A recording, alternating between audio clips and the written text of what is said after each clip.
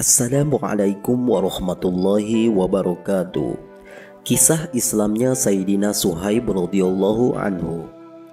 Sayyidina Suhaib radhiyallahu anhu dan Sayyidina Ammar radhiyallahu anhu memeluk Islam dalam waktu yang sama.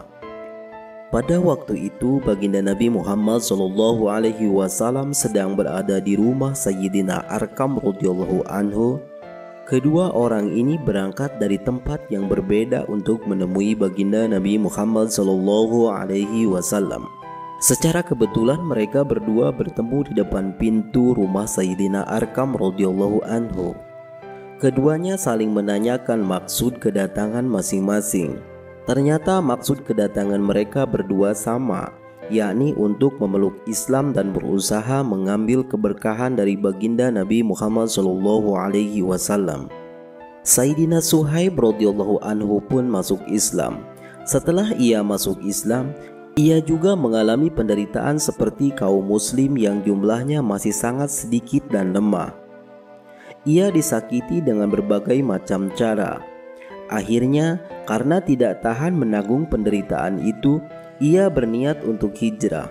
Namun, kaum kafir Quraisy sangat tidak suka bila orang-orang Islam pergi ke tempat lain dan hidup dengan tenang.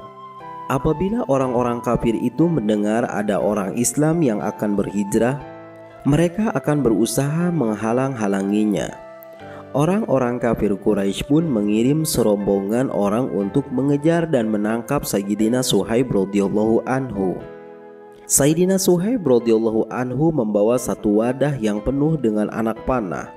Ia berseru kepada kaum kafir Quraisy, "Dengarkanlah, kalian tahu akan pemanah yang paling mahir di antara kalian. Selama masih tersisa satu anak panah padaku, kalian tidak dapat mendekatiku.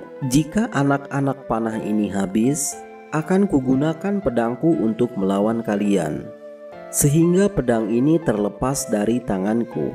Setelah itu berbuatlah semampumu. Tetapi jika kalian mau, sebagai ganti nyawaku kalian akan kuberitahu tempat hartaku di Mekah. Dan akan aku berikan kepada kalian kedua budak perempuanku. Ambillah semuanya." Kaum kafir menyetujui usul tersebut.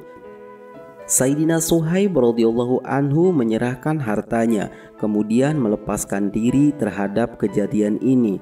Maka turunlah ayat Al-Quran.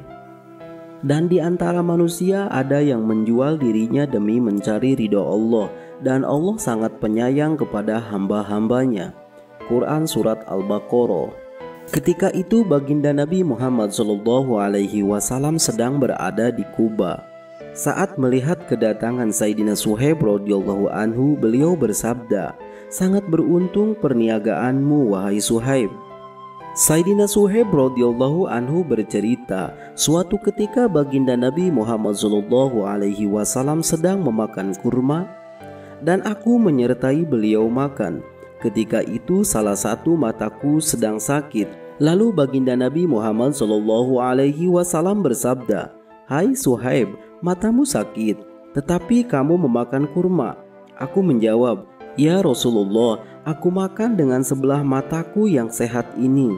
Baginda Rasulullah SAW tertawa mendengar jawabanku. Sayyidina Suhaib radhiyallahu anhu banyak membelanjakan harta di jalan Allah Subhanahu wa taala, sehingga Sayyidina Umar radhiyallahu anhu pernah berkata kepadanya, "Engkau telah berlebih-lebihan wahai Suhaib." Sayyidina Suhaib radhiyallahu anhu menjawab, "Aku tidak menggunakannya untuk hal yang sia-sia." Ketika Sayyidina Umar radhiyallahu anhu hampir wafat, ia berwasiat agar Sayyidina Suhaib radhiyallahu anhu agar mengimami salat jenazahnya. Itulah kisah Islamnya Sayyidina Suhaib radhiyallahu anhu. Beliau mengorbankan hartanya demi mendapatkan keridhaan dari Allah Subhanahu wa taala. Wallahu a'lam. Wassalamualaikum warahmatullahi wabarakatuh.